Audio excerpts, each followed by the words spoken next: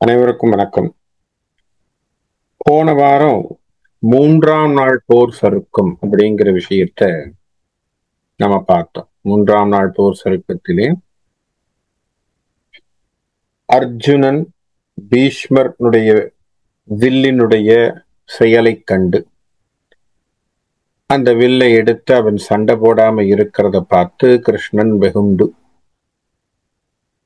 தான் அந்த சக்கராயுதத்தை எடுத்துக்கொண்டு நீ பண்ணலைன்னா நான் இந்த யுத்தத்தை நான் முடித்து விடுகிறேன் என்று சொல்லி அவர் தேர்தட்டை விட்டு கீழே இறங்கி சக்கராயுதத்தை தூக்கியதும் அர்ஜுனன் ஓடிப்போய் எத்தனையோ பேரை பார்த்தவர்கள் நீங்கள், உங்களுக்கு பீஷ்மர் ஒரு பொருட்டா என்று சொல்லி அவரை சமாதானப்படுத்தி அவரை உள்ள வந்து தேரிலே இருக்கிற மாதிரி சொல்லி அதன் பிறகு அர்ஜுனன் மிக வீறு கொண்டு சண்டை போடுவதாக, அந்த சண்டையை பார்த்து எல்லோரும் பயந்து ஓடியதையும் அதோடு நம்ம தப்பிச்சோம் பிழைச்சோம் அப்படிங்கிற மாதிரி இருந்ததையும் நம்ம போன போர் சருக்கத்திலே பார்த்தோம். அப்ப இந்த போர் சருக்கம், அதாவது 4ஆம் நாள் போர் சருக்கத்துக்குள்ள வரும். இப்ப இன்றைய தினம் பார்க்க போகிற 4ஆம் நாள் போர் சருக்கத்திலே என்ன நடக்குது, போரிலே யாருக்கு வெற்றி யாருக்கு தோல்வி, யார் பாதிக்கப்படுகிறார்கள் அப்படிங்கிற விஷயத்தை பார்க்க போறோம். அதற்கு அந்த சருக்கத்தினுடைய கடவுள் வாழ்த்தாக அருமையான பாட்டை வில்லி ஒரு கருத்தை வைக்கிறார். அந்த பாட்டு தேடிய அகலிகை சாபம் தீர்த்தத்தாள், நீடிய உலகெல்லாம் அளந்து நீண்டத்தாள், ஓடிய சகடு இரு உதைத்த பாம்பின் மேல் ஆடியும் சிவந்த தாள் என்னை ஆண்ட தாள். இப்போ பெருமாளுடைய சரணாரவிந்தத்தை, அவருடைய பாத விசேஷத்தை வில்லி பாரதத்திலே வில்லிபுத்தூரார் 4ஆம் சருக்கத்திலே கடவுள் வாழ்த்தா வைக்கிறார். இப்ப அதுல அவர் சொல்ல வேண்டியது என்ன, நாராயணனாக இருக்கக்கூடிய நீ எப்பேற்பட்ட விஷயங்களை உன்னுடைய பல அவதாரங்களிலே செய்திருக்கிறாய். எப்படி செஞ்சிருக்க, உன்னுடைய கால்ல இருந்த ஒரு தூசி விழுந்து கால் துகள் கதுவ ஒரு கல்லாக இருந்தவள் பெண்ணாக மாறினாள் என்பது அகலிகை சாப விமோசனம். அடுத்ததாக மாபலி இடத்திலே வாமனனாக வந்து நின்று 3 அடி கேட்க, மாபலி ஏதோ உன்னுடைய கால் பாதம் சின்னதா இருக்கேப்பா, நான் வேணா அளந்து தரட்டுமான்னு சொல்ல, இல்லை என்னுடைய காலிலே நான் அளந்து கொள்கிறேன் என்கின்ற சமாச்சாரத்தை சொல்லி அவன் தானமாக நிலத்தை கொடுத்த பிறகு உலகளந்த பெருமாளாக ஒரு காலிலே இந்த அண்டசராட்சரத்தையும் அவன் அடக்கி, இன்னொரு காலிலே இந்த வான் உலகத்தை அத்தனையும் அடக்கி 3வது அடி எங்கே வைப்பது என்று நீண்ட காலாக இருந்தது. எல்லாம் ஞாபகம் வச்சுக்கோங்க. ஒரு கால் சாப விமோச்சனம் தந்தது, இன்னொரு கால் உலகையும் விண்ணையும் அளந்த கால். அப்பனா என்ன அர்த்தம், வியாபகம். அப்படின்னா என்ன சொல்ல வரார் வில்லி, நீ நினைச்சன்னா கல்ல கூட உயிரா கொண்டு வருவ, உலகத்தையே அளந்துருவ. 3வது அசுரனாக ஒருவன் வர்றான், அவன் என்ன செய்யறான், அவன் பேரு சகடாசுரன்னு பேர். சின்ன குழந்தையா இருக்கும் பொழுது அந்த குழந்தையை கொல்லுவதற்கு அவனுடைய தாய்மாமனாகிய கம்சன் நிறைய கெஸ்ட் அனுப்புறான். என்ன கெஸ்ட் அனுப்புறான், பூதகினி என்று சொல்லக்கூடியவளை பிறந்த 2ஆம் நாளே அனுப்புறான். அது போல ஒவ்வொருத்தனா அனுப்பிக்கிட்டே இருக்கான். ஒவ்வொருத்தனா வந்து அவனை கொல்லுவது என்று தீர்மானம் பண்ணுகின்ற பொழுது ஒரு அசுரன் பேரு சகடாசுரன்னு பேர். சகடம்னா சக்கரம்னு பேர், வண்டி சக்கரம்னு சொல்றோம். அப்படி அந்த சகடாசுரனாக அவன் நிற்க, அவனுடைய வழி என்ன அப்படின்னா, குழந்தை யசோதை பால் ஊட்டிட்டு குழந்தையா கை குழந்தையா அவளை அந்த சின்ன இதுல போட்டிருக்கா. போட்டுட்டு தன்னுடைய காரியங்களை செய்து கொண்டிருக்கிறாள். இவன் வண்டியினுடைய சக்கரம் போல் நின்றவன். ஏன்னா அந்த குழந்தைய வண்டியினுடைய ஏன்னா மாட்டு வண்டி இருக்குன்னா அதை கவுத்து வச்சிருந்தா அதனுடைய நிழல் இருக்கும் இல்லையா, அந்த நிழல்ல அந்த யசோதை தன்னுடைய குழந்தைய வச்சிருக்கா. அந்த சக்கரத்தினுடைய ஒரு பாகமாக, ஒரு சக்கரமாக இந்த சகடாசுரன் இருக்கான். அவனுடைய ஐடியா என்ன? சக்கரம் விழுவது போல் வண்டி மேலே விழுந்து குழந்தையை சாகடிச்சுடணும், கிருஷ்ணனை சாகடிக்க வேண்டும். அப்ப இந்த குழந்தையாக படுத்திருக்கிறார் கிருஷ்ணர். யசோதை பாலை ஊட்டி விட்டு தன்னுடைய கைவேலையாக போகிறாள். சகடாசுரன் பண்ணணும்னு நினைச்சு நிற்கும் பொழுது குழந்தை உருவிலே இருந்த பரமாத்மா ஓங்கி எட்டி ஒரு உதைக்குது அந்த சகடத்தை. சின்ன கால், நல்லா ஞாபகம் வச்சுக்கோங்க, குழந்தையினுடைய கால் எவ்வளவா இருக்கும். அந்த காலில் ஒரு உதைச்ச உடனே சகடாசுரன் சுருண்டு போய் கீழே விழறான். தன்னுடைய உருவம் மாறி அந்த வண்டியெல்லாம் மேல விழாத மாதிரி. அவர் பெருமாள், அவருக்கு தெரியும், அழகாக அப்படி முட்டு கொடுத்து நிக்கிற மாதிரி நின்று போச்சு. சகடாசுரன் இறந்து போறான். சத்தம் கேட்ட உடனே யசோதா ஓடி வரா. ஐயோ என்ன ஆச்சு என் குழந்தைக்கு? பார்த்தா குழந்தை சிரிச்சுட்டு இருக்கு. இந்த பக்கம் பார்த்தா ஏதோ ஒரு அசுரன் கிடக்குறான். அப்பதான் நினைக்கிறான், என்னடா என் குழந்தைக்கு எவனோ வந்துகிட்டே இருக்கிறான், ஏதோ ரூபத்துல வந்து என்னமோ பண்ணிக்கிட்டே இருக்கிறானே, இந்த குழந்தைக்கு ஆபத்து மேல ஆபத்தா இருக்கேன்னு அச்சப்படுறான். ஆனால் குழந்தை எட்டி உதைத்த குழந்தை, பிஞ்சு கால்களிலே எட்டி உதைத்த குழந்தை சிரிக்குது யசோதாவை பார்த்து. என்ன காரணம்?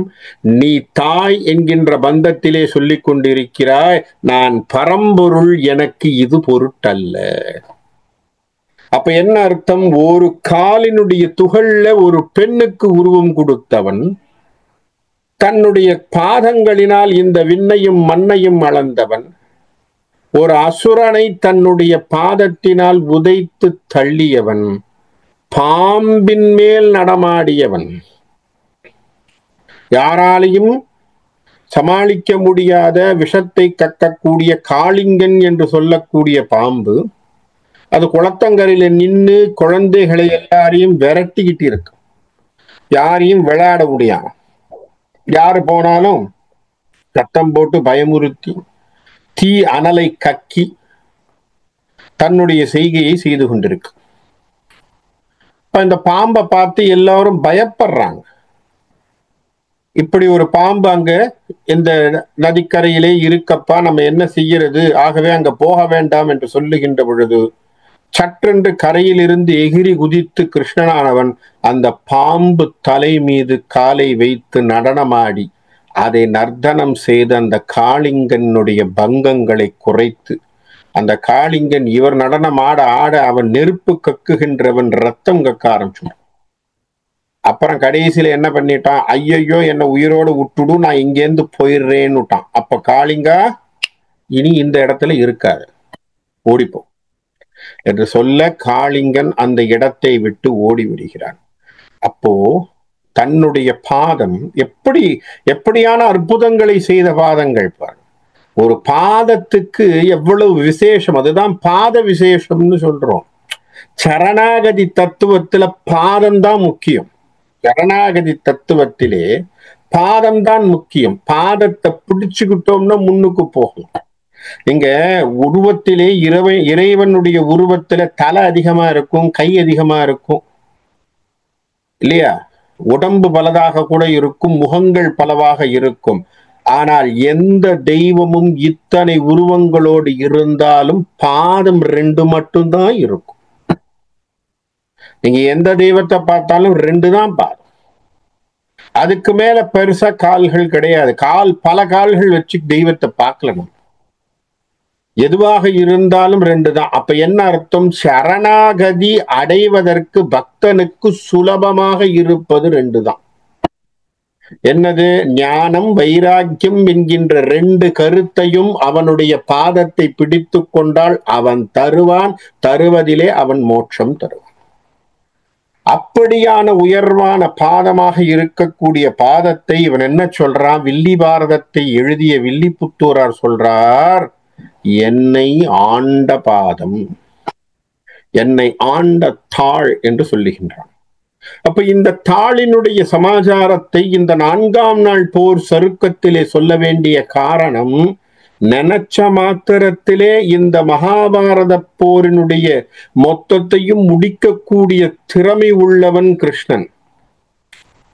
தர்மத்தின் பொருட்டு தான் அங்கே ஒரு பார்த்த சாரதியாக போட்டு கொண்டிருக்கக்கூடிய, எடுத்து கொண்டிருக்கக்கூடிய காட்சிக்கு சாட்சியாக நின்று அந்த போரை பார்த்து கொண்டிருக்கிறான் என்று சொன்னால், அது பார்த்தனுக்காக அவன் செய்த பெரும் செய்கையாக வைத்தாலும் கூட நம்பொருட்டு அவன் அந்த லீலைகளை குறைத்து கொண்டு நம்பொருட்டு அவன் உட்கார்ந்துருக்கான். என்ன காரணம்? இந்த போர்ல நீ என்ன பண்ற, உன்னுடைய தெளிவு என்ன என்பதை அவன் தெரிந்து கொள்ளத்தான் மகாபாரதத்திலே அவன் சாட்சி மாத்திரமாக இருக்கிறான். ஆயுதம் எடுக்க மாட்டேன்னா என்ன அர்த்தம்? சாட்சியா இருப்பேன்னு அர்த்தம் இல்லையா? I am an observer, I am not going to fight. நான் வருவேன், நீ சொல்ற இடத்துக்கு ஓட்டுவேன். I am an observer. இந்த சாட்சி மாத்திரமாக இருக்கின்ற அந்த ஆண்டவனுடைய தாளை இருவரும் வணங்கி அவருடைய தாளை பற்றி மோட்சத்திற்கு வரலாம்னு வில்லி பாரதத்தினுடைய தொடக்கத்தை சொல்லி 4ஆம் நாள் போருக்குள்ள வர. இப்ப 4ஆம் நாள் போர்ல என்ன பண்றாங்க? 2 பேரும் சேனையை வகுக்கிறார்கள். 2 பேருடைய பெரும் சேனைகளும் அப்படி வகுத்து கொண்டு வருகிறார்கள். என்ன சேனைகளை வகுக்கிறார்கள்? நற்பகலிடை வருநளின நாயகன், பொற்பு அகலுற ஒளிபுரியும் நேமியன்.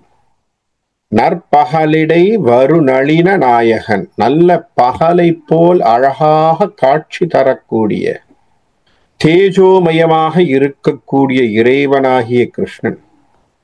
பொற் அகலுற ஒளிபுரியும் நேமியன், அவன் ஒருவன்தான் ஒரு சக்கரமாக, நம்முடைய வாழ்க்கையினுடைய சக்கரத்துக்கு அச்சாணியாக இருப்பவன் அவன். இந்த வாழ்க்கையினுடைய சக்கரத்திற்கு அச்சாணியாக இருக்கக்கூடிய கிருஷ்ணர் எப்படி இருக்காராம்? பொற்பு அகலுரு ஒளிபுரியும் நேமியன். அப்படியே பொன்னாலான தாமரை கூட அப்படி கண்ணு கூசுமா அந்த அளவுக்கான தேஜோமயத்தோடு இருக்கக்கூடியவன். தேஜோமயம்னா நம்ம உடனே கேட்கலாம், கிருஷ்ணர் நீல நிறம் தானே, எப்படி பொன்னாலான தாமரைனா? ஞானம் என்பதுதான் அந்த வெளிச்சம். அவன் ஞான உருவாக இருப்பதினாலே அந்த வெளிச்சம் தெரியும். அவர் என்ன சொல்றார்? இப்படி இருக்கிறவர் பிற்பகல் அணியையும் பிறங்கு சேனையால் முற்பகல் வியூகமே ஆக மூட்டினான். என்ன சொன்னார்? எல்லாரும் கீழே இறங்கி சேனைக்கு திரண்டுகின்ற பொழுது சேனையினுடைய தளபதியாக இருக்கக்கூடிய திருஷ்டத்யும்னன் கிருஷ்ணனை தான் கேட்கிறான், தர்மனை கேட்கல. இந்த இடத்துல இப்ப யார் லீட் ஆகுதுன்னு தெரியுது இல்லையா? அப்ப என்ன பண்றான்? கிருஷ்ணரை கேட்கிறான், என்ன பண்ணட்டும், இன்றைக்கு என்ன வியூகம் என்று கேட்கிறான். திருஷ்டத்யும்னிடத்திலே சொல்கின்றான், நேத்து பண்ண அர்த்த சந்திர வியூகமே என்று சொல்லிவிட்டான். அர்த்தம், முற்பகல் வியூகமே ஆக மூட்டினான். நேத்து நீ என்ன பண்ண? அர்த்த சந்திர வியூகம் தானே போட்டோம் இல்லையா? அர்த்த சந்திர வியூகத்தை நாம் இன்றைக்கும் அமைப்போம் என்று கிருஷ்ணர் சொல்லி. இப்போ அர்த்த சந்திர வியூகத்தை அவர்கள் அமைத்த பிறகு துரியோதனன் பார்த்துட்டு இருக்கான். கார்முகில் வண்ணனை கண்டு காணாளர் தாமும் அவ்வியூகமே சமைத்து முந்தினர். அப்ப இத பார்த்த உடனே இவங்க என்ன பண்ணாங்க? ஓ, இவங்க அர்த்த சந்திர வியூகம் தான் போடுறாங்க, அப்ப நாமளும் அதே முதல் நாள் நம்ம பண்ணது என்ன? கருட வியூகம், நாமளும் கருட வியூகத்தையே போடுவோம் என்று சொல்லி அவர்கள் கருட வியூகத்தை போட்டார்கள். ஏமமோடு எதிர்முனைந்து இருவர் சேனையும் போர் முரசு எழ பொங்கி ஆர்த்தவே. அப்போ அந்த போர் முரசானது சத்தம் போட போட அதனுடைய வேகத்திலே இருவர்களும் ஓடி வந்து சண்டை போடுறதுக்கு ஆரம்பிக்கிறாங்க. 2 சேனையும். 7 புவனமும் ஏந்து மேருவை சூழ்வன கிரிகுலாம் சுற்றுமாறு போல். இந்த உலகத்தை தாங்கி பிடித்து கொண்டிருக்கக்கூடிய மேருமலை கூட அப்படி சுத்திடுமா, அந்த அளவுக்கு சத்தம், ஒரே சத்தம். அந்த சுத்தக்கூடிய சுழற்சியை கூட மாற்றக்கூடிய அளவிற்கான ஒரு சத்தத்தை போட்டுக்கொண்டு பாழி புயகிரி பவனன் மைந்தனை வேழ வெம்படையுடை வேந்தரு சூழவே. இப்போ பீமன் அங்கே நின்று கொண்டிருக்க பீமனை தாக்குதல் பண்ணுவது அப்படின்னு துரியோதன சேனை டிசைட் பண்றாங்க. யார? பீமனை வளைப்பது. ஏன்னா முதல் நாள் போர்லையும் பீமன் தான் சண்டை போட்டான் நிறைய பேரோட. இப்ப பீமன் சண்டை போட்டதுனால பீமனுடைய பராக்கிரமம் பயங்கரமா இருக்கு. அப்ப பீமனை தாக்குவோம் என்று சொல்லி பீமனை தாக்குவதாக நினைத்து பீமனோடு சண்டை போட வருகிறார்கள். இப்ப பீமனோடு சண்டை போட என்ன பண்றாங்க அப்படின்னா யானைப்படைகளை கொண்டு வருகிறார். பீமனோட சண்டை போடுறதுக்கு எல்லாரும் யானைப்படைகளோடு வருகிறார். யானைப்படையை சுத்தி வச்சு பீமனை தாக்குறது. அப்பதான் அவர் கொஞ்சம் திக்குமுக்காடி போவான் அல்லது பீமன் பயப்படுவான் அப்படின்னு இவங்க யோசனை.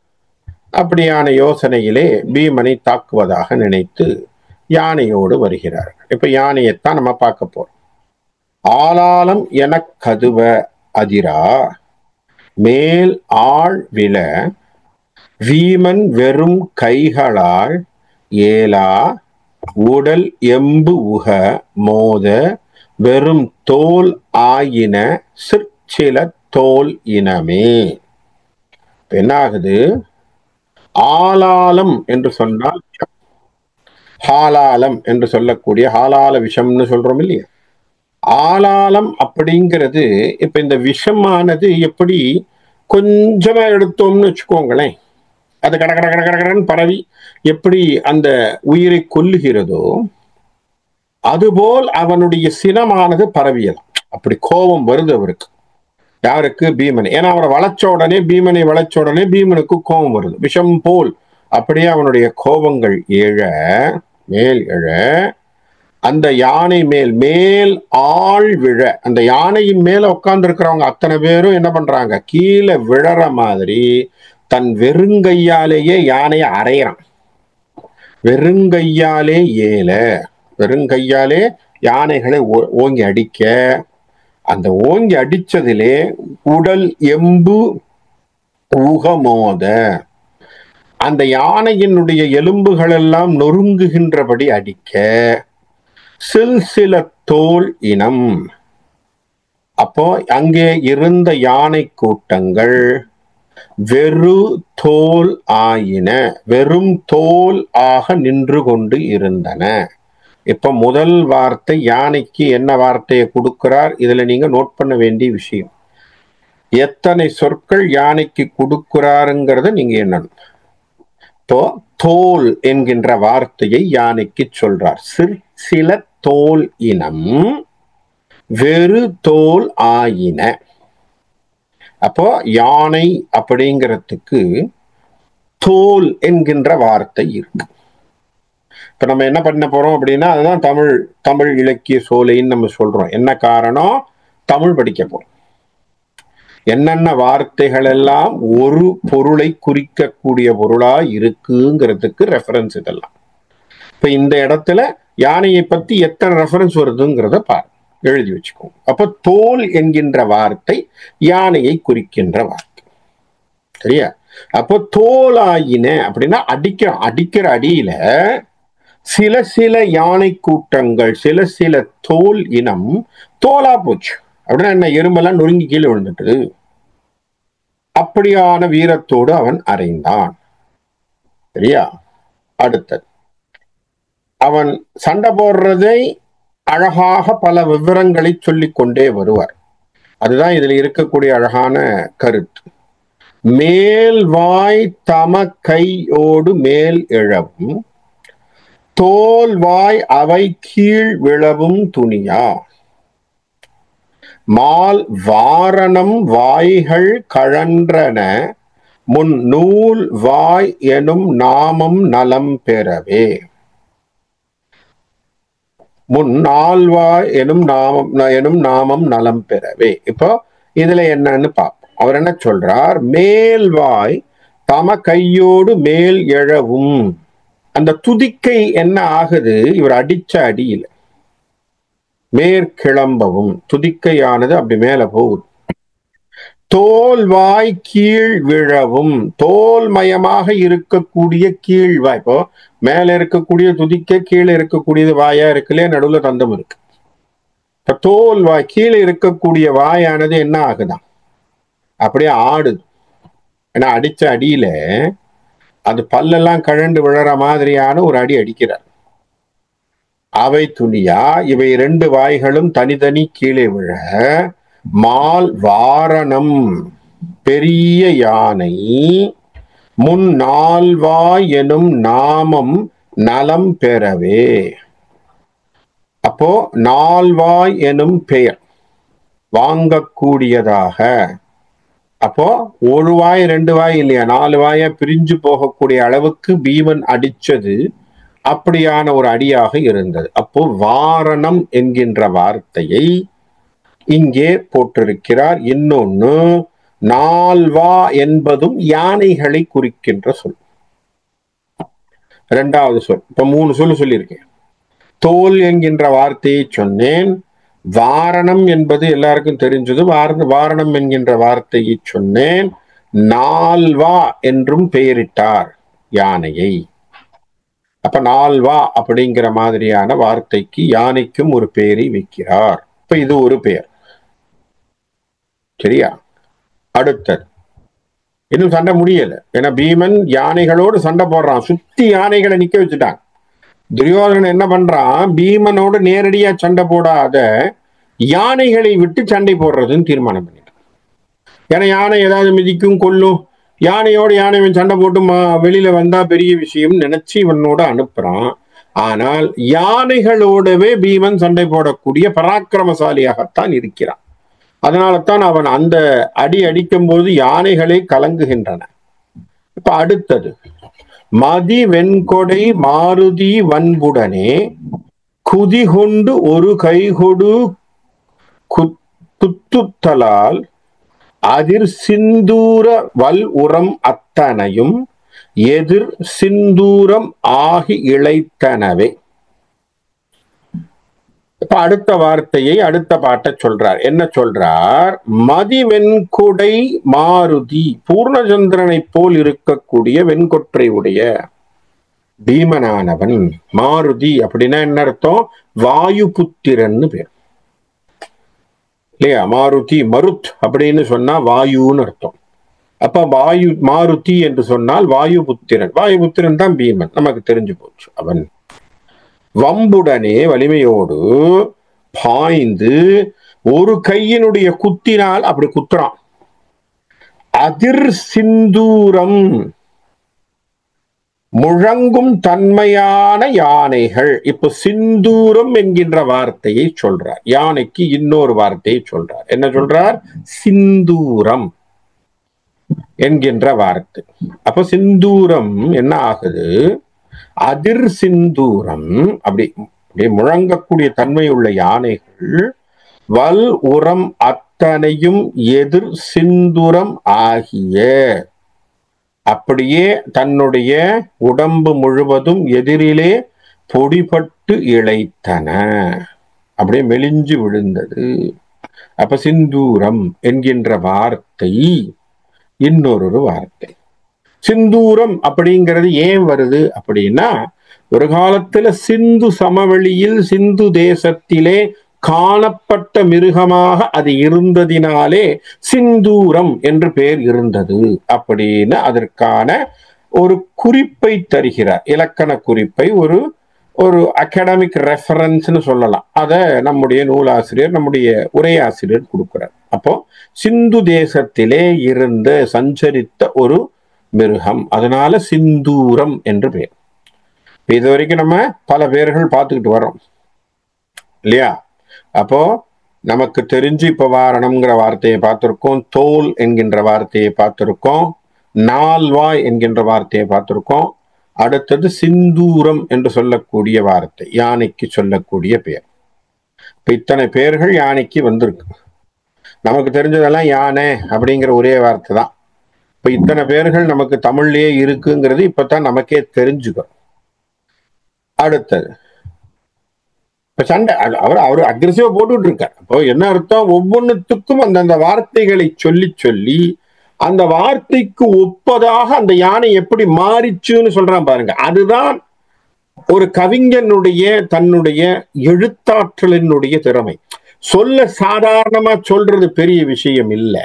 அந்த சொல்லை பொருந்த சொல்லி அந்த சொல்லினுடைய அர்த்தத்தை கொண்டு வந்து அந்த போர்க்கள காட்சியில வைக்கிறான் பாருங்க, அதுதான் ரொம்ப கஷ்டம். ஏன்னா கான்டெக்ஸ்ட் சண்டை போடுறது, நல்லா ஞாபகம் வச்சுக்கோங்க.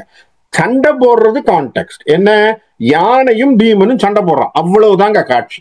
இந்த காட்சியிலே எத்தனை சொற்களை அவன் அடுக்குகின்றான், அந்த அடுக்குகின்ற சொற்களுக்கு ஏற்றது போல் அந்த பாடலை அமைக்கின்றான் என்று சொன்னால் அதுதான் தமிழினுடைய வளம், அதுதான் வில்லிபுத்தூரார் என்னுடைய கவித்திறன். இதை நம்ம பாராட்டணும். அதுக்காகத்தான் இவையெல்லாம் நம்ம இந்த இலக்கிய சோலை நம்ம சேரக்கூடிய தமிழ் சோலையிலே நம்ம இதை பத்தி பேசுறோம். காரணம் என்ன, இந்த சுவை என்பதுதான் முக்கியமானது. அடுத்ததாக பாடுறார், அடுத்த பாட்டு என்ன சொல்றார் இதுல பாருங்க, அழகா 4 அடி சின்ன சின்ன அடியாக அழகாக பேசுறார். எப்படி அவருக்கு கற்பனை வளம் வந்திருக்குன்னு பாருங்க. உடலில் தசையாவும் உடைந்து நெடும் குடல் அற்று விழும்படி குத்தலானான், மிடல் பற்றிய வீமன் வெறும் கைகளால் அடல் அத்திகள் அத்திகள் ஆயின. இதெல்லாம் என்ன அருமையான வார்த்தைகள் பாருங்க. இது மாதிரியான வார்த்தையை நானே கேட்டதில்லை. இது போல் அத்திகள் அத்திகள் ஆயின. அப்ப நான் என்ன சொல்ல வரார் அப்படின்னு பார்ப்போம். என்னன்னா அடிக்கிறார், உடல் தசையெல்லாம் உடையிற மாதிரி தசைகளே உடையுது. முதல்ல எலும்பு உடைஞ்சதுன்னு சொன்னார், எலும்பு உடைஞ்சு தோலா நிக்குதுன்னு சொன்னவர் எப்படி சொன்னார் பாருங்க, எலும்பு உடைஞ்சு தோலா நின்னது இல்லையா. அடுத்தது மேல்வாய் கீழ்வாயா இருக்கும் போது அடிக்கின்ற பொழுது 4 வாயாக மாறியது, அதிலே 4 வாயின்னு யானையை கொண்டு வந்தார் இல்லையா. சிந்தூரம் பொடி பொடியாக ஆனது. சிந்தூரம்னா என்ன, அழகாக சிந்தூரம்னா நம்ம நெத்தியில போடக்கூடிய திலகம் போல் சிந்தூரமாக நின்றது. இப்ப என்ன சொல்றார், உடல்ல தசையெல்லாம் உடைஞ்சு போச்சான். அப்படியே உடம்பினுடைய வயிற்று பகுதியிலே இருக்கக்கூடிய குடல்லாம் எல்லாம் கீழே விழுந்து போச்சு. அப்படி வீமன் அடித்த வெறும் கை குத்தினாலே வலிமையுடைய யானைகள், அத்திகள் அப்படின்னா யானை, அத்தினா யானை. ஏன்னா அத்தி முகத்தோனேன்னு சொல்றோம், நமக்கு தெரியும், ஒரு பாட்டு நமக்கு ரெஃபரன்ஸ் சொல்றோம், அத்தி முகத்தோனை அப்படின்னு. அப்போ அத்திகள் அப்படின்னா யானை. என்னவா ஆச்சான், அத்திகள் ஆயின, வெறும் எலும்பு மாதிரி நின்றது. அஸ்தின்னு சொல்றோம் இல்லையா, எலும்பு, அதனுடைய திரிபு, தமிழ் திரிபு, சமஸ்கிருத வட சொல்லினுடைய திரிபு, தமிழ் திரிபு என்னது, அத்தி. அஸ்தின்னு சொல்றது அத்தி. அப்ப அத்திகள் என்னாச்சு, அத்திகள் அத்திகளாயின, யானைகள் வெறும் எலும்பாக மாறின. என்ன அழகான ஒரு கற்பனையினுடைய வளம் பாருங்க. அவருக்கு எடுத்துக்கொண்டிருக்கக்கூடிய கான்டெக்ட் என்ன அழகா கொண்டு போறார் பாருங்க. நமக்கும் ஒரு ஆச்சரியமாக இத்தனை சொல்லாடல்களை தர முடியுங்கிறது நம்ம இப்பதான் பார்க்கிறோம். அடுத்ததாக சொல்றார், இன்னும் முடியல. கந்தாவகன் மெய்யம்பு உருக்காளை புயக்கந்தால் அமர் செய்த கலக்குதலின் தந்தாவள சேனை தரிப்ப அறவே தம் தாவளம் உற்றன சாயுறவே. இந்த பாட்டினுடைய எதுகை மோனையெல்லாம் நம்ம படிக்கணும். இலக்கிய நயம்பாராட்டல்ல எடுத்தோம்னு இது அழகான ஒரு பாடல்கள். என்ன சொல்றார், கந்தாவகம் மெய்யம்பு உறவே, வலிமை மிக்க கந்தாவகம் காளை. அதாவது கந்தாவகம் என்று சொன்னால் வாயுனுடைய குமாரன் அப்படின்னு பேர். பீமனுக்கு கந்தாவகன் அப்படின்னு பேர். அவனுடைய காளை கந்தாவகன் காளை, வாயு புத்திரன் பீமன். அவனுடைய புயத்தினுடைய அவனுடைய புஜம் என்று சொல்லக்கூடிய அதனுடைய ஒரு தோல் வலிமையால் அமரர் செய்து கலக்குதலால், அமர் செய்து என்று சொன்னால் அமர்னா போர்னு பேர், போர் செய்து கலக்குதால் தந்தாவளம் சேனை. தந்தாவளம் என்றால் யானை. அடுத்த வார்த்தை அப்ப தந்தாவளம் என்று சொன்னால் யானை சேனைகள், தந்தாவளம் சேனை தரிப்பு அற, என்ன அப்படியே கொஞ்சம் கொஞ்சமா பயப்பட, சாயுர அழிவு உண்டாக, தம் தாவளம் உற்றன. யானை இருக்கிறதுக்கு பேர் என்ன சொல்லுங்க? யானை இருப்பிடத்திற்கு பேர் தாவளம்னு பேர். யானை இருக்கிற இடத்துக்கு பேரு தாவளம். இன்னும் கேரளா பக்கத்துல போனீங்கன்னா குருவாயூர்ல யானை தாவளம்னு ஒரு இடம் வச்சிருக்காங்க. அங்க போனீங்கன்னா குருவாயூர்ல சாயந்தரமான யானைகள் அந்த சின்ன கிருஷ்ணரை நெய்வேலின்னு ஒண்ணு பண்ணுவாங்க. சாயந்தரம் ஸ்ரீவேலின்னு ஒண்ணு பண்ணுவாங்க. என்ன பண்ணுவாங்க? சுற்றி இருக்கக்கூடிய தீபத்தை ஏற்றுவாங்க. ஏற்றி அந்த யானையின் மீது அந்த குட்டி கிருஷ்ணரை வச்சு ஒரு வலம் வருவாங்க அந்த கோவில. அப்படி வரும்பொழுது அத்தனை தீபங்களும் ஏற்றி அந்த சின்ன கிருஷ்ணருடைய விக்கிரகத்தை அவங்க யானை மேல வச்சு 2 சைடும் சாமரம் வீசிக்கொண்டு, 2 யானையில சென்ட்ரல் ஒரு யானை இருக்கும், 2 யானை சைடுல இருக்கும், 2 யானையும் சைட்லயும் உட்கார்ந்து இருக்கிறவங்க சாமரம் வீசுவாங்க. அழகாக அந்த 3 யானைகளுடைய பரிவாரமாக செல்லும். அது கிட்டத்தட்ட அந்த யானை தாவளத்துல நிறைய யானைகள் இருக்கு. அந்த இடமே யானை தாவளம்னு பேர் போட்டிருப்பாங்க. அப்ப தாவளம் என்பது யானையினுடைய இருப்பிடம். தந்தாவளம் என்ன அழகான வார்த்தை பாருங்க. தந்தாவளம்ங்கிறது யானை, தந்தாவளம் சேனை தம் தாவளம் உற்றன. ஒரே வார்த்தையை எப்படி பிரிக்கிறார் பாருங்க.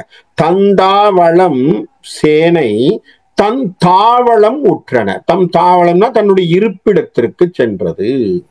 ஏன்? பீமனோடு சண்டை போட முடியாம ஓடி ஒழியுது. அப்ப இந்த வார்த்தை, ஒரே வார்த்தை யானையை குறிக்கின்ற சொல்லாக இருந்தாலும் அதையே ஸ்பிளிட் பண்ணி, அதை பிரித்து இன்னொரு சொல்லினுடைய சொல்லாற்றலாக அதை வில்லி பாரதத்தினுடைய வில்லிபுத்தூரா சொல்றார். இதெல்லாம் தான் நம்ம கவனிக்க வேண்டிய அழகான வார்த்தைகள். அடுத்த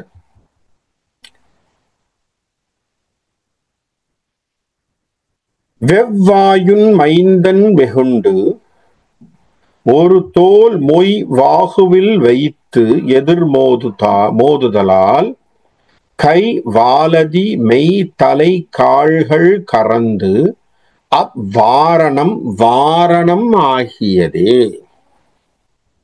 என்ன ஆச்சு?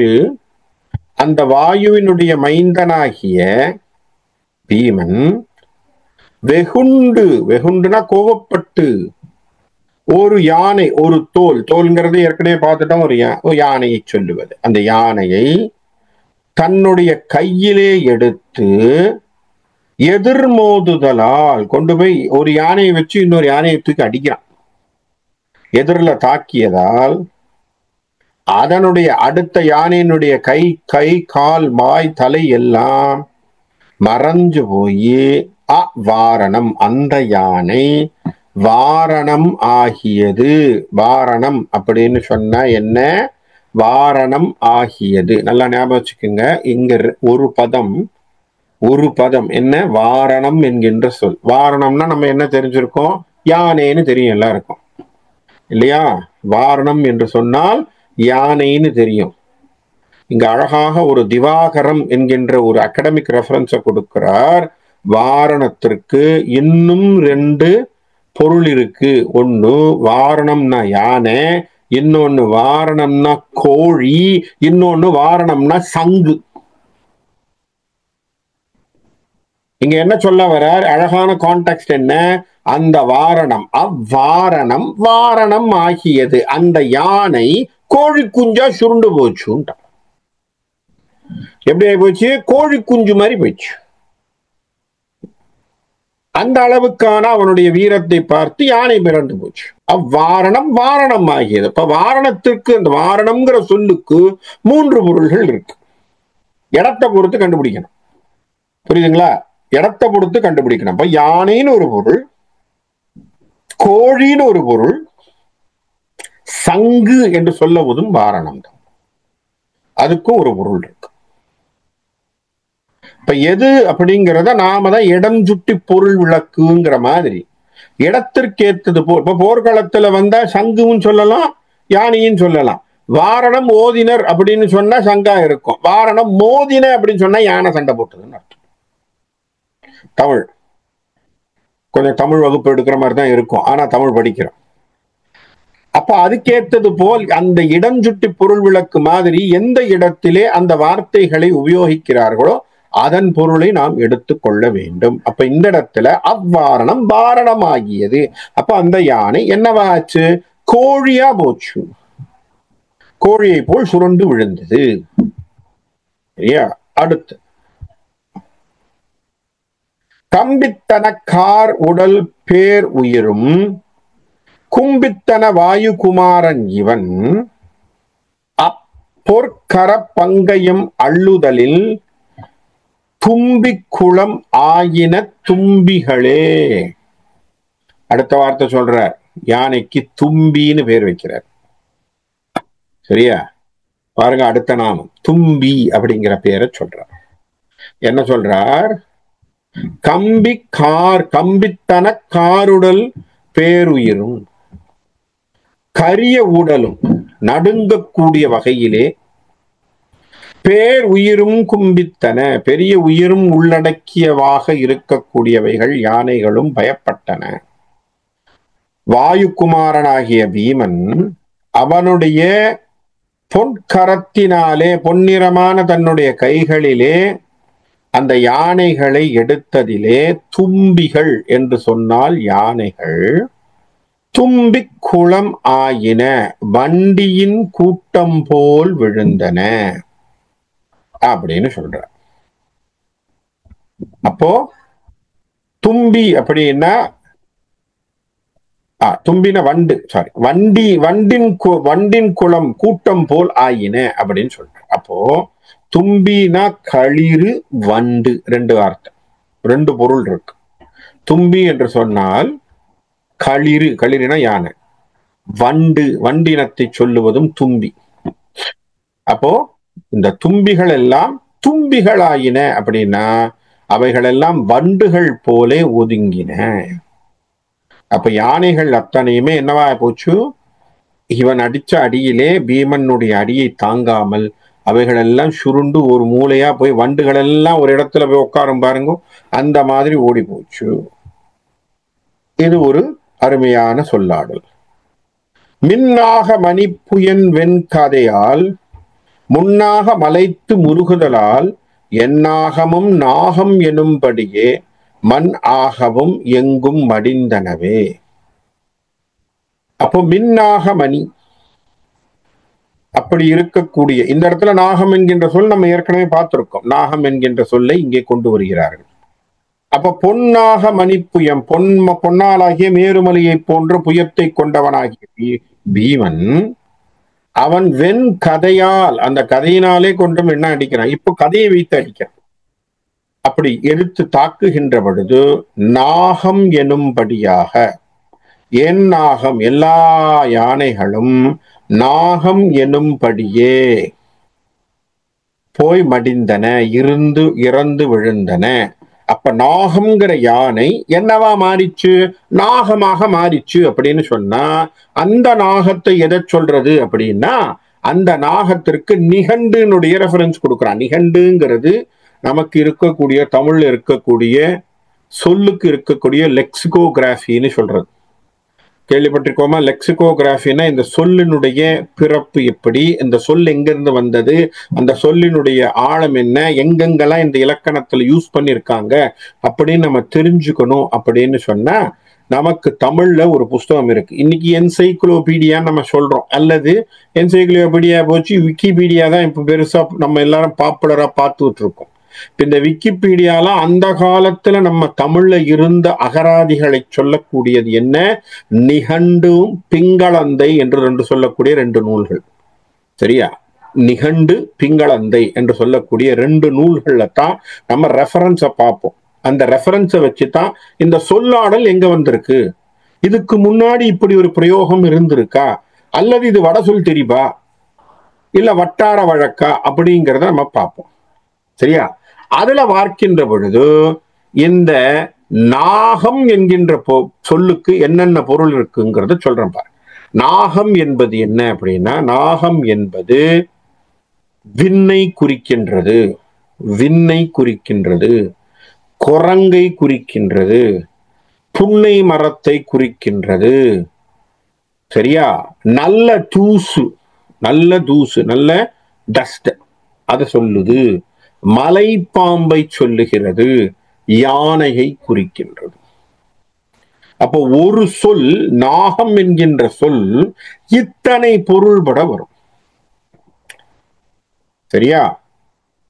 இதுல மலையை குறிப்பதாகவும் ஒரு சொல் இருக்கு. அப்ப இந்த இடத்துல என்ன சொல்றார், ஏனாகமும் ஒரு யானையும் எல்லா யானையும் என்னவா ஆச்சு, நாகம் எனும் படிய அப்படியே மலை போல குவிஞ்சு கிடந்தது. அப்ப இந்த இடத்துல மலை என்கின்ற ரெஃபரன்ஸ்ல பேசுறார். அப்ப அந்த நாகம் என்பது நாகம் போல் கிடந்தது. நாகம் என்பது அங்க யானைகள் எல்லாம் எப்படி மலைகளை போல் குவிந்து கிடந்தன. அப்படியான ஒரு அழகான ஒரு ஒப்புமையை தருகிறார் நமக்கு வில்லி. இப்படி இதெல்லாம் நம்ம பார்க்கும் பொழுது இத்தனை வார்த்தைகள் நம்முடைய தமிழிலே எப்படியான வார்த்தைகளை கொடுத்துருக்காங்க அப்படிங்கிறது புரியுது. கோடும் கரமும் பரிய குதிகொண்டு ஓடும் குருதி புனலோடு உடலாம் மூடும்படி யாவரும் மூழ்கதால் ஆடும் கயம் ஆயின அக்கயமே. அடுத்த வார்த்தை யானைக்கு. சரியா? அடுத்த வார்த்தை என்ன சொல்றார், கோடும் கரமும் பரிய, தந்தமும் அதனுடைய துதிக்கையும் பிளந்து கீழே விழ, அந்த விழுந்ததினாலே உடம்பிலிருந்து இரத்தமானது வீறிட்டு கீழே விழ, அந்த இரத்தத்தினுடைய வேகத்திலே அந்த அங்கே இரத்த வெள்ளமாகவே இருந்தது என சொல்லுகின்ற பொழுது அந்த உடம்பெல்லாம் மறைகின்ற வகையாக அந்த யானை அக்கயம், கயம் என்றால் யானை, அந்த யானைகள் ஆடும் கயம் ஆயின. கயம் என்று சொன்னால் இன்னொரு கயம் என்னது, கயம் என்றால் யானை, இன்னொரு கயம் என்றால் குளம்னு பேர், நீர்நிலை குளம். அப்ப கயம் கயமாயின. அப்போ கயங்கள் யானைகள் எல்லாம் அங்கே அந்த இரத்த வெள்ளத்திலே விளையாடக்கூடிய இரத்த குளமாக மாறிவிட்டன. கயம் கயமாயின வார்த்தைகள். அடுத்தது வீசும் வீசும் தமக்கைம் முதல் மொய் முழுதும் கூசும்படி சிற்சில குழம்புகளாய் மூசும் களபக்குழா மெய்யன்பான் உடல் பூசும் களப களி போன்றவையே. இப்ப அடுத்த வார்த்தை சொல்றார், எப்படி இருந்திருக்கான், வீசும், அதாவது நெருங்கி வருகின்ற சில யானை கூட்டங்கள் எப்படி இருக்கின்றன, அப்படியே அந்த பீமனை பார்த்து கொஞ்சம் கொஞ்சமா முன்னேறி வரக்கூடிய யானைகள் எல்லாம் அவனை பார்த்து பயப்பட்டு அப்படியே நிற்கின்ற பொழுது அவைகள் அவர் பீமனுடைய தாக்குதலாலே அவைகள் துதிக்கையிலிருந்து எல்லாம் ஒடிந்து கீழே விழக்கூடியதாக கீழே விழுந்து, அப்படி விழுகின்ற பொழுது என்ன ஆகுதாம், அந்த களபம், களபம்னா யானை, எப்படி ஆயிப்போச்சான், களபம் களி போன்றன. களபம்னா இந்த இடத்துல சந்தனம்னு சொல்றோம் இல்லையா, சந்தனத்துக்கு களபம்னு பேர். சந்தனம் பூசுறோமே, பூசக்கூடிய சந்தன களிக்கு களபம்னு பேர். இந்த சொல்லாடல் இன்னும் கேரளால இருக்கு. மலையாள சொல்லிலே களபம் என்கின்ற வார்த்தை உண்டு, இன்றைக்கு யூஸ் பண்ணக்கூடிய சொல். சில அதனாலதான் சில நீங்க பாத்தீங்கன்னா செந்தமிழினுடைய ஒரு வார்த்தைகள் எல்லாம் நீங்க பாத்தீங்கன்னா அதிகமாக மலையாள சொற்கள்ல உண்டு. களபம் உண்டு, தாவளம் உண்டு, இதெல்லாம் உண்டு. அந்த வார்த்தைகள் எல்லாம் இன்னும் பிரயோகத்துல அங்க இருக்கு. அதனாலதான் நம்ம சொல்றோம் மலையாளம் என்று சொல்லக்கூடிய மொழியானது நம்முடைய மொழியிலிருந்து வந்திருப்பதற்கு பல சான்ஸுகள் இருக்குன்னு சொல்றோம். அது சில வரி எழுத்துக்கள் கூட நம்மை ஒட்டி இருக்கு. இந்த கான்னு போடுறதெல்லாம் நம்மள மாதிரிதான் கா போடுறாங்க. நிறைய விஷயங்கள் எல்லாம் சேர்ந்துருக்கு. சரி, அதாவது அது ஒரு லிங்குஸ்டிக் சைட்ல வச்சுப்போம். ஆனா இந்த களபம் என்கின்ற ஒன்று, களபம் என்றால் யானை, என்னவா போச்சான்? சந்தனம் பூசக்கூடிய அளவுக்கு பூசக்கூடிய விஷயமாக போய்விட்டது அவைகள். அப்ப இப்படி ஒரு விதையாக, இப்படி ஒரு விதமாக மாறிவிட்டது. அடுத்தது, கிரியே என வந்து எதிர்க்கிட்டின புன் பொறியே என வானிடை புக்கன போர் அரி ஏறு அணையன் வலிமைக்கு அவர் தம் கரியே கரி அல்லாது கண்டவர் யார்? அருமை பாருங்க, அடுத்த வார்த்தையை போடுறோம். அதாவது கிரியே என வந்து எதிர்க்கிட்டின, அப்படியே மலை மாதிரி வந்து மோத பார்த்தாங்க இல்லையா, மலைகள் போல மோத வந்தாங்க இல்லையா? யார்? இதெல்லாம் துரியோதனன் அனுப்பிய ஆட்கள். நல்லா ஞாபகம் வச்சுக்கோங்க. வீமனோடு சண்டை போடுவதற்கு துரியோதனன் அனுப்பிய ஆள் கூட்டம், அது எல்லாம் யானை கூட்டம். அப்படி மலையை போன்று வந்து அவனை எதிர்த்து வரக்கூடியவர்களாக இருந்தவர்கள், அந்த யானை கூட்டத்திலே வந்தவர்கள், அவங்கெல்லாம் என்ன ஆச்சா? அந்த யானையை பீமன் அடிக்க அடிக்க ஒவ்வொன்றும் ஆகாயத்திலே பறந்து போர் செய்யணும்னு வந்து அத்தனை பேரும் பயந்து போய் நிக்கிறாங்க. அவனை பார்த்தா போர் செய்யக்கூடிய ஆண் சிங்கம் போல் நின்று கொண்டு சண்டை போட்டு கொண்டு இருக்கிறான். அவனுடைய சண்டையும் வீரமும் பராக்கிரமும், அவன் போட்டிருக்கக்கூடிய சண்டைக்கும் வீரத்திற்கும் பராக்கிரமத்துக்கும் அந்த கரி, எந்த கரி? கரி என்றால் யானை. அந்த கரியே கரி அல்லாது. இந்த இடத்துல கரினா வேற என்ன சொல்றார்? நல்லா ஞாபகம் வச்சுக்கணும். கரியே கரி அல்லாது, நல்லா ஞாபகம் வச்சுக்கணும்.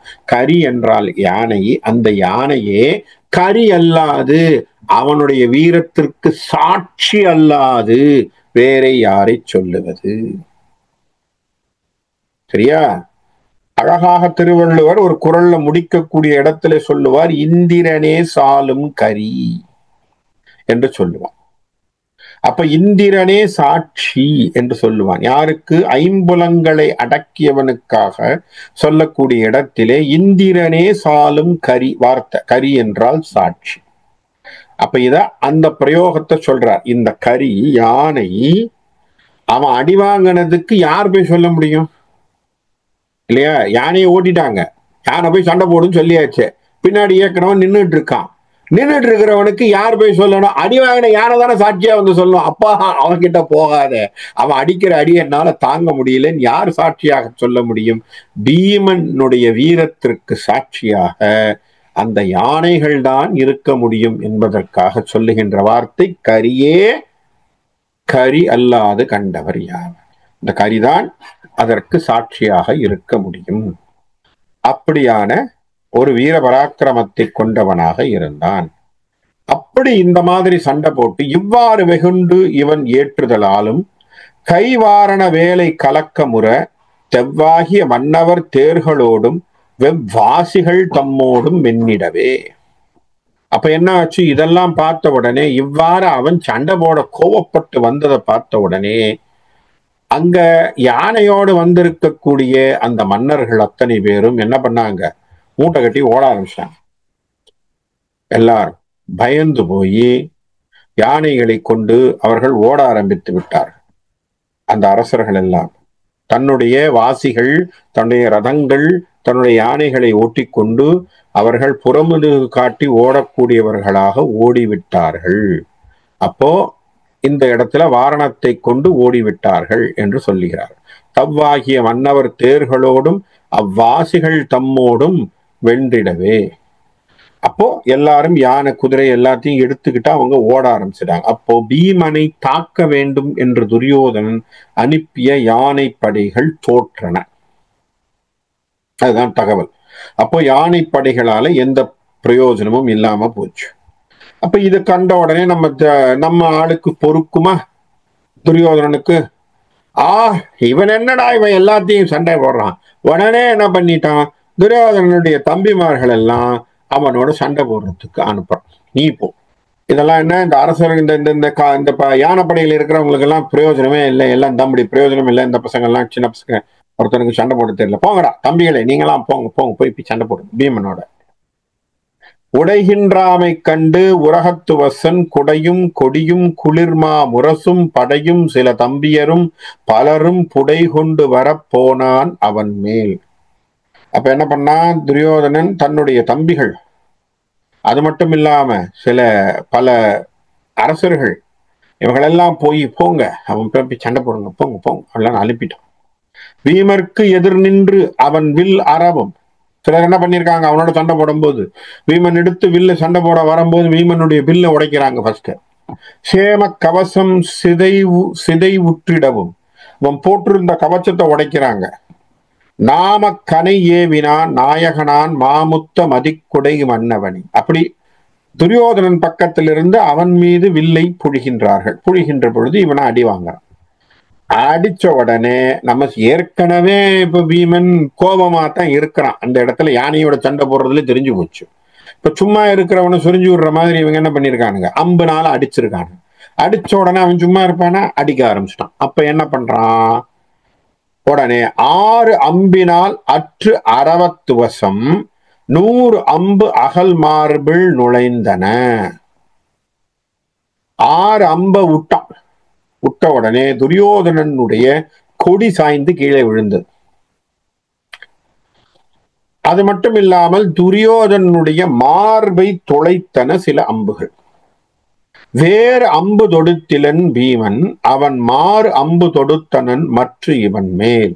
இதை போட்ட உடனே அவன் துரியோதனன் கீழே அவன் மார்புல போய் இந்த அம்புகள் எல்லாம் தொலைத்த உடனே சும்மா நின்னா பீமன் என்ன பண்றான் துரியோதனன் அப்படின்னு பாக்குறதுக்கு அவனை வேடிக்கை பார்த்துட்டு நிக்கிறான். உடனே அவன் என்ன பண்ணிட்டான், சுதாரிச்சுக்கிட்டு மத்த ஆட்கள் எல்லாம் போடுங்க, நீங்க அம்பு எல்லாம் போடுங்கடா, என் மேல பட்டா என்ன, நீங்க எல்லாம் போடுங்க சண்டையே அப்படின்னு சொல்லி மற்றவங்களையும் ஏத்தி விடுறான்.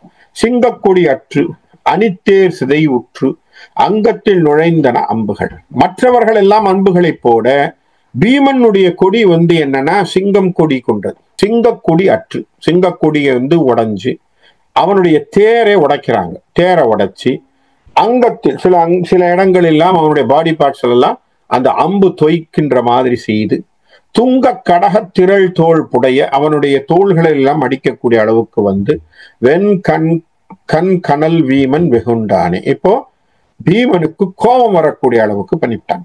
சும்மா இருந்தவனை இன்னும் கொஞ்சம் கிளப்பி விட்டவனே இவன் என்ன பண்ணான், உடனே இவங்க என்ன பண்றாங்க, இந்த பக்கத்திலே பாண்டவர்கள் பக்கத்திலே பீமன் இந்த அம்பினால் அடிபடுவதை பார்க்கிறார்கள் இல்லையா, அவங்களும் பார்ப்பாங்க இல்லையா. உடனே அவங்க என்ன பண்ணாங்க, நொந்தானிவன் என்று நுதி கதிர்வேல் தார்முடி மன்னர் அநேகரோடு. உடனே தர்மன் என்ன சொல்றான், ஓடுங்க, நம்ம பீமனுக்கு எல்லாரும் சேர்ந்து அடிக்கிறாங்க போல் இருக்கு, நீங்கெல்லாம் அவனுக்கு சப்போர்ட்டா போங்க அப்படின்னு சொல்லி அனுப்புறாங்க. அப்போ பல மன்னர்கள் அவனோடு வந்தார்கள். பல தம்பியர் மைத்துனர் கொந்து தொடை வீரகுமரருமே எல்லாருமே அவர் பக்கத்துல அவனுக்கு சப்போர்ட்டா நிற்கிறாங்க. ஆனாலும் மலரும் கொடை மன்னவர் வந்தமை கண்டு அலரும் கொடிவாள் அறவோன் அருகே பலரும் கரிதேர் பரி ஆளோடு சிலரும் புவிபாலர் திரண்டனரே. இதெல்லாம் அவன் பக்கத்துல நின்று அவனுக்கு சப்போர்ட்டா, பீமனுக்கு சப்போர்ட்டாக இப்போ பாண்டவர்கள் சைட்ல இருந்து சிலர் நிக்கிறாங்க. இப்போ பீமன் என்ன பண்றான், எடுத்து சண்டை போட ஆரம்பிக்கிறான். பீமன் ஏற்கனவே அடி வாங்கின உடனே இன்னும் கோவப்படுறான். பட்டவனா எதிர்த்தனர் மன்னர் இரு திறத்தும் ஒருவருக்கு ஒருவர் இடை நின்று அதிர்ந்தனர். ஒருத்தருக்கு ஒருத்தர் வில் போல் என்ன சண்டை போட முடியுமோ சண்டை போடுறாங்க. பேர் ஒளியால் உடையா அல்ல அகிலாண்டமும். அந்த ஒலி அப்படி சத்தம், அதனால இந்த உலகமே உடைஞ்சு போகக்கூடிய அளவிற்கு சத்தம். முதிர்ந்தனர் போரில் தொடுக்கணலால் முரந்தோள் துணிந்தும் முடிதுணிந்தும் உதிர்ந்தனர் தம் உடல் நிலத்தில் உயர்ந்தார் ஆவி உயர்வானில். சிலர்லாம் அடி வாங்கினாங்க, சிலருக்கு உயிர் போயிச்சு, சிலருக்கு கீழே விழுந்தாங்க. அப்படியெல்லாம் அவர்கள் சண்டை போட்டு இறந்தவர்களாக இருந்தார். அப்படி சண்டை போட்டு இருக்கின்ற பார்க்கும் பொழுது திடீரென ஒரு கணையை எடுத்து துரியோதனின் மீது அவன் கணையை தொடுக்கின்றான் பீமன். ஒரு அம்பை எடுத்து போடுறான் பீமன். துரியோதனன் மேல போட்ட உடனே துரியோதனன் மயங்கி விழுந்து விட்டான். துரியோதனன் விழுந்த உடனே அவனை சுற்றி இருக்கிறவங்க இருக்காங்க இல்லையா, உடனே யாரு, சல்லியன், சகுனி எல்லாரும் உடனே ஓடி போய் அவனை காப்பாத்தி அவனை அந்த இடத்துல இருந்து அப்புறப்படுத்தி தூக்கிட்டு போயிட்டாங்க டென்ட்டுக்கு. சரியா? என்னா இறங்கா மெய்நெடுங்கா அடுத்தனர் அனைத்தனர் சகுனியும் அப்பொன் ஆர் தடந்தேர் சல்லியனும் முதலா உள்ள பூபாலரும். உடனே அவங்க என்ன பண்ணிட்டாங்க, ஐயோ துரியோதனன் வந்து தாக்கப்பட்டான், துரியோதனன் அடிச்சிருவான், இன்னைக்கே கொண்டுடுவான் போல் இருக்குன்னு உடனே அவசர அவசரமா ஓடி வந்து சல்லியனும் மற்றவர்களும் அப்படியே துரியோதன பொண்ணு மாதிரி தூக்கிக்கிட்டு அடை காக்கிற மாதிரி காத்து கொண்டு போயிட்டாங்க பறைக்கு. அவனை பாசறைக்கு தூக்கிட்டு போயிட்டாங்க. ஏன், பீமன் அடித்த ஒரு அம்பு அவனுடைய மார்பிலே துளைத்து கீழே விழுந்தான். விழுந்த உடனே அவன் மூர்ச்சையை விழுந்தான். அவன் போட்ட வாயு என்கின்ற அஸ்திரத்தில், வாயு அஸ்திரத்திலே விழுந்தான். அப்ப அடுத்த அதை பார்த்தவன்னு சும்மா இருக்கிறாங்களே, ஏன்னா ஏற்கனவே துரியோதனன் தன்னுடைய தம்பிமார்களை அனுப்பியிருக்கான். தம்பிமார்களை அனுப்பி சண்டை போட தானே வச்சிருக்கிறான். அந்த தம்பிமார்கள் எல்லாம் வெகுண்டு என்ன பண்றாங்க, எங்க அண்ணனை நீ அடிச்சுட்டியா, தோ வரேன் சண்டைக்குன்னு எல்லாம் சண்டை போடும். இவன் மேல சண்டை போடுறத பாக்குறான். சண்டை போட்டு இவனை தாக்குறதுன்னு தீர்மானம் பண்ணுகின்ற பொழுது அப்போ அழகாக சொன்னார், அப்போ திரும்பவும் பீமன் தாக்குகின்றான். இப்பதான் கௌரவ சேனையிலே சில அடி வாங்க போறான். கௌரவ சேனையிலே துரியோதனன். என்ன என்று சொன்னால், தம்பிமார்களில் 5 பீமனோடு சண்டை போடுகிறார்கள். பீமன் விட்ட ஒரு அம்பினாலே தம்பிமார்கள் 5 உயிர் இழக்கின்றார்கள். கௌரவ படையிலே துரியோதனனுக்கு முதல் அடி. ஏன்னா மற்ற அரசர்கள் செத்தா பெருசு இல்லையா? சகோதரமார்களுடைய இழப்புங்கிறது பெரிய தாக்கத்தை தரும். அப்போ 5 பேரை அடிக்கிறான். யார் அது? சேனாவிந்தன் அப்படின்னு ஒருத்தன், சுதக்கனன், பிங்களன், சலாசந்தன், பீமபாகு, 5 பேர். யாரு? சேனாவிந்தன், சுதக்கனன், பிங்களன், ஷலாசந்தன், பீமபாகு என்று சொல்லக்கூடிய 5 பீமன் விட்ட கனையிலே சுருண்டு இறந்து போகிறார்கள். இப்போ துரியோதனனுக்கு சகோதரனுடைய இழப்பை பார்க்கிறான். முதல்ல துரியோதனன் பக்கத்துல கௌரவர்கள் சேனையிலே சகோதரனுடைய இழப்பு பார்த்த உடனே மற்றவர்கள் அத்தனை பேரும் ஓடுறாங்க. சேனைகள் ஓட ஆரம்பிக்குது. ஏன்னா எல்லாம் பயந்துருவாங்க இல்லையா? ஒரு என்ன பெரிய 5 தலை உருளுதுன்னா நல்லா யோசிச்சு பார்க்கணும். தம்பிமார்கள்ல 5 பேர் துரியோதனனுடைய தம்பிமார்கள், அவங்க 5 பேர் இறக்குறாங்கன்னா மற்றவங்களுக்கு பயம் வந்துடும் இல்லையா? சேனைகள் எல்லாம் பயப்படுது. பயப்படுகின்ற பொழுது பகதத்தன் என்கின்ற ஒருவன், பகதத்தன் தான் அவன் போய் என்ன பண்றான், இவன் வந்து நாராயண சேனையிலே தளபதியாக இருந்தவன். நல்லா ஞாபகம் வச்சுக்கோங்க. நாராயண சேனை இப்ப யார் பொருட்டு சண்டை போடுது? கௌரவர்கள் பொருட்டு சண்டை போடுது இல்லையா? கௌரவர்களுக்காக நாராயண சேனை போயாச்சு. நாராயணன் தானே இங்க நிக்கிறான், நாராயண சேனை அங்க இருக்கு. இப்ப நாராயண சேனையில இருந்தவன் பகதத்தன். அந்த பகதத்தன் என்ன பண்றான், இருங்க இருங்க யாரும் பயப்படாதீங்க, அஞ்சேல் அஞ்சேல் அஞ்சேல் என சொல்லி இவன் சண்டை போடுறதுக்கு வரான். அப்ப அவன் சண்டை போடுகின்ற களம் எப்படி இருக்கு? ஒரு பக்கம் பீமன் சொல்றான், ஒருபால் பீமன் சிலை விசயன், ஒருபால் அபிமன்யு, ஒருபால் நகுலன் சகாதேவன், ஒருபால் உரகேனன், ஒருபால் அரக்கன் பாஞ்சாலன், ஒருபால் அடல் உத்தம பானு, ஒருபால் உடன்று போறவே உடைந்து அவன் பெரும் சேனை. இத்தனை பேர் அங்கங்க சண்டை போடும் போது அத்தனை பேரும் பெரிய வீரர்கள். அத்தனை வீரர்களும் பாண்டவர்களுடைய பக்கத்திலே சண்டை போடுகின்ற பொழுது துரியோதனனுடைய சேனைகள் திக்குமுக்காடி போகிறது. அப்ப அதனால்தான் இவன் என்ன பண்றான், ஓடி வந்து பகதத்தன் நில்லுங்க நில்லுங்க நில்லுங்க. அவன் எப்பேற்பட்டவன் என்று சொன்னால், தேவர்களும் அசுரர்களும் சண்டை போடுகின்ற பொழுது அசுரர்களை வெல்லுவதற்காக தேவர்கள் பக்கத்திலே நின்று போர் புரிந்தவன் பகதத்தன்.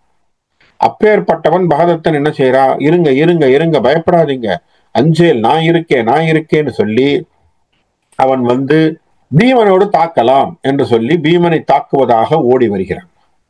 ஓடி வந்தாலும் பீமனுடைய தாக்குதலுக்கு யாராலே நிக்க முடியல. அதுக்குள்ளே என்ன பண்றாங்க, கடோத்கஜன் என்று சொல்லக்கூடிய பீமனுடைய பிள்ளை, அவன் வந்து என்ன பண்ணலாம், அவன் வந்து கொஞ்சம் நமக்கு ஏற்கனவே தெரியும், அவன் இடும்பி என்று சொல்லக்கூடியவனுக்கு பிறந்த குழந்தை இல்லையா?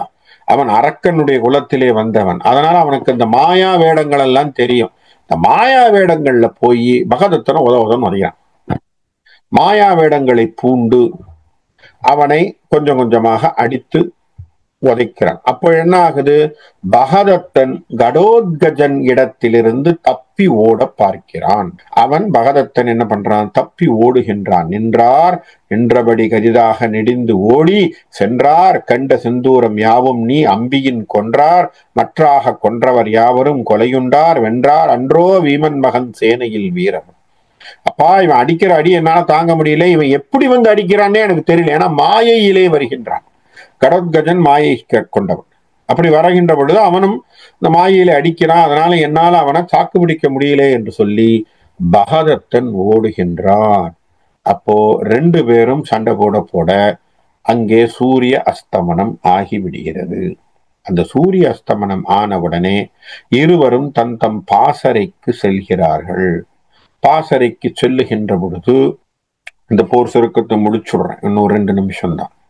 அந்த பாசறைக்கு செல்லுகின்ற பொழுது காந்தாரிக்கு செய்தி செல்கிறது. காந்தாரிக்கு என்ன செய்தி செல்லுது? அங்கே யார் இறந்தது? அவளுடைய 5 பிள்ளைகள் இறந்து போனார்கள். அப்ப அவளை பார்த்த உடனே சொல்றா, கொன்னே குந்தி மைந்தர் இருக்க கொலையுண்டீர். ஐயோ, குந்தி பிள்ளைங்க உயிரோடு இருக்கும் போது செத்து போயிட்டீங்களேப்பா. எப்படி பாருங்க, அவ பேச்சே எப்படி வருது பாத்தீங்களா? பேச்சே அவளுக்கு என்ன கம்பாரிசன் தான். ஐயோ, அவங்க உயிரோடு இருக்கும் போது நீங்க 5 பேரும் செத்து போயிட்டீங்களே. கொன்னே குந்தி மைந்தர் இருக்க கொலையுண்டீர் முன்னம் முடித்தது என முன்னா. உங்களை எல்லாம் கொல்லுவேன்னு முதல்ல அன்னைக்கு சொன்னானே, அது போலே செய்யறானே. மின்னே என்ன மெய் குலையா மண்மிசை வீழ்ந்தால் அப்படியே கீழே சரிஞ்சு விழுந்தா. என்னே அப்பா, என்ன துக்கம் என்று சொல்லி கதறுகிறாள். அது மட்டும் இல்ல, காந்தாரி என்ன சொல்றா?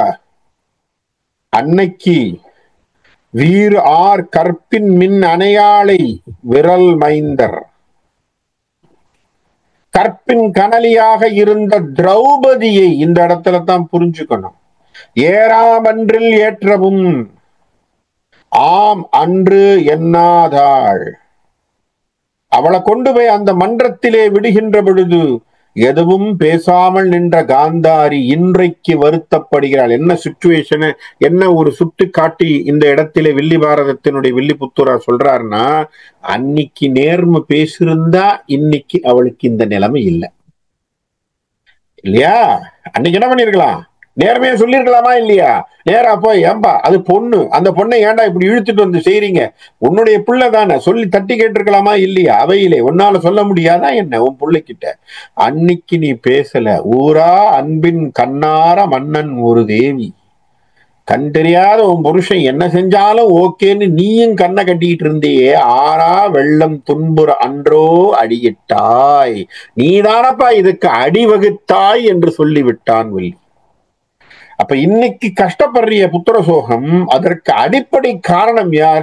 காந்தாரி நீதான் என்று சொல்லுகின்றான். காரணத்தை சொல்லி, அப்போ ஒரு பெண்ணினுடைய அவமானத்தை அவள் தடுத்திருந்தாள். இன்றைக்கு இந்த நிலைமை இல்லை.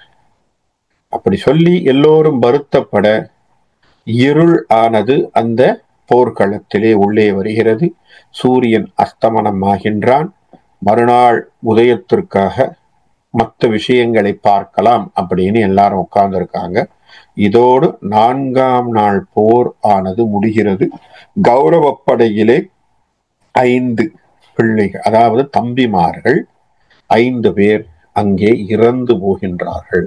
இது கௌரவர்களுக்கு ஏற்பட்ட பெரிய அடி. 5 பேர் செத்து போறதுங்கிறது, சகோதரர்கள் இறந்ததும் துரியோதனனுக்கும் ஒரு பெரிய அடி, இவருக்கும் எல்லாருக்கும் பெரிய ஒரு சமாச்சாரமாக இருப்பது என்று தெரிகிறது. சோ அத்தோடு இன்றைக்கும் இந்த 4ஆம் நாள் போர் சருக்கத்தை முடிக்கிறேன். வருகின்ற வாரத்திலே 5ஆம் நாள் போர் சருக்கம் அப்படிங்கிறதெல்லாம் நாம மேற்கொண்டு பார்க்கலாம்னு சொல்லி இத்தோடு இன்று முடிக்கிறேன். நன்றி, வணக்கம்.